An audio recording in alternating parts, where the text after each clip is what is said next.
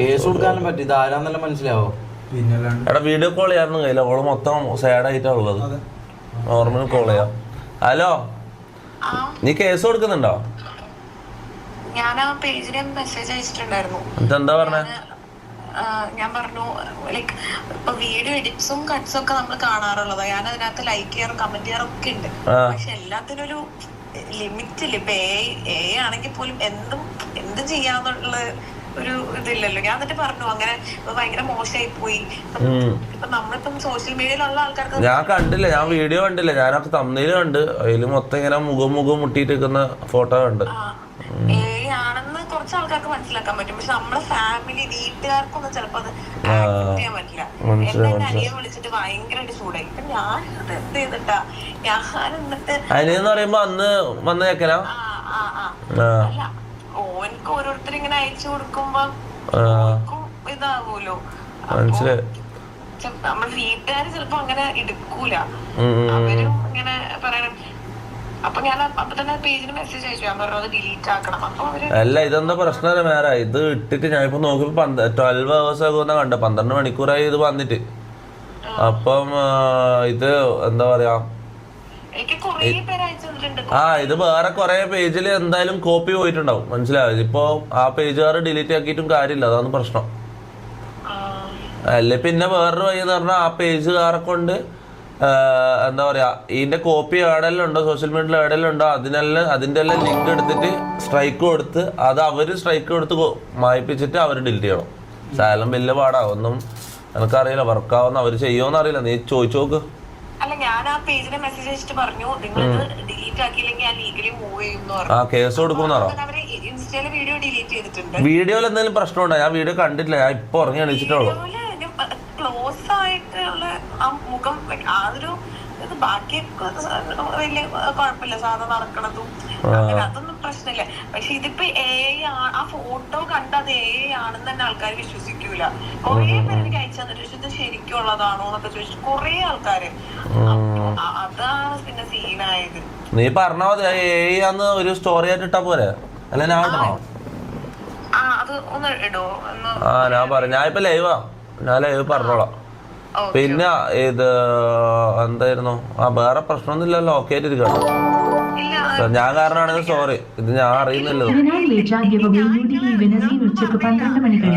ആൾക്കാരത് ഇപ്പം എത്രയോ എഡിറ്റ്സും കട്ട്സും വരുന്നു. നമ്മളതൊക്കെ തമാശക്ക് കോമഡി ആയിട്ട് തന്നെ എടുക്കുള്ളൂ, ഒരു പ്രശ്നമില്ല. എനിക്ക് ഇഷ്ടമാണ്, ഞാൻ കട്ട്സ് ഒക്കെ ഞാൻ സേവ് ആക്കി വെക്കലൊക്കെ ഉണ്ട്, എനിക്ക് അതൊന്നും പ്രശ്നമില്ല. പക്ഷെ ഇതാണെങ്കിൽ ഇപ്പം വേറെ ആൾക്കാരൊക്കെ അതൊക്കെ വേറെ രീതിക്കൊക്കെ അല്ലേ എടുക്കുള്ളൂ. ഇത് കഴിഞ്ഞ് എനിക്കും ഒരു ലൈഫ് ഉണ്ട്, തൊപ്പിക്കും വേറെ ലൈഫ് ഉണ്ട്. അതാ എന്റെ പേടി. എന്റെ ലാസ്റ്റ് ഞാൻ നിന്നെ കെട്ടേണ്ടി വരുമോന്ന് എന്റെ പേടി.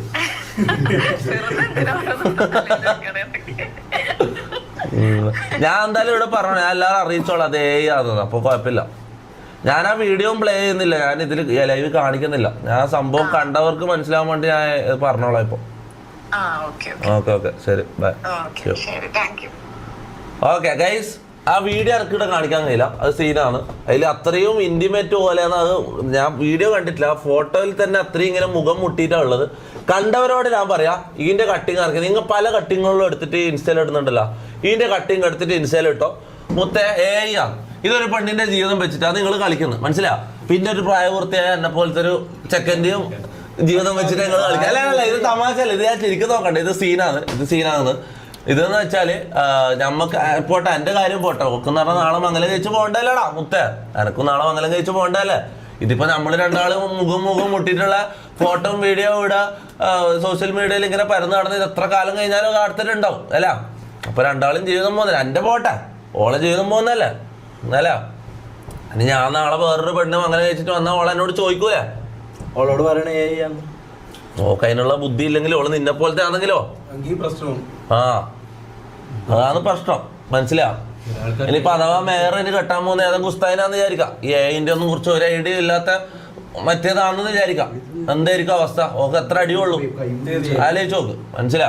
അപ്പം നിങ്ങൾ മനസ്സിലാക്കേണ്ടതെന്ന് വെച്ചാൽ ഇങ്ങനെയുള്ള സാധനങ്ങൾ ഇതെന്താ ഓണാത്ത അതിലെ സമയത്ത് നോക്കുക, ഇതെന്താ ഓണാത്ത അതിലെ ആന്നില്ല, അത് കുത്തിയിട്ടില്ല. ഇല്ല, മങ്കി കയറുമ്പോ ആവശ്യമുള്ളൂ, മങ്കിയിൽ നമ്മളിന്ന് കയറുമോ? ഇല്ല ഇന്നൊരു ഷോർട്ട് സ്ട്രീം മങ്കി കയറണം കേറാ